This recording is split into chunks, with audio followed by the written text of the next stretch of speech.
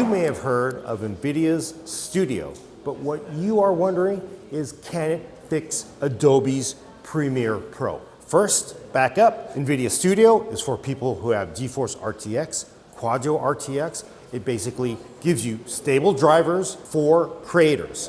So not the day one game drivers that can kind of mess with creators, but drivers that are basically ensured to make a lot of those applications run better. But it's also SDKs and a way for developers to further use the power of RTX. But the big question is, will it fix Premiere? You know, the render worked yesterday and now it doesn't work.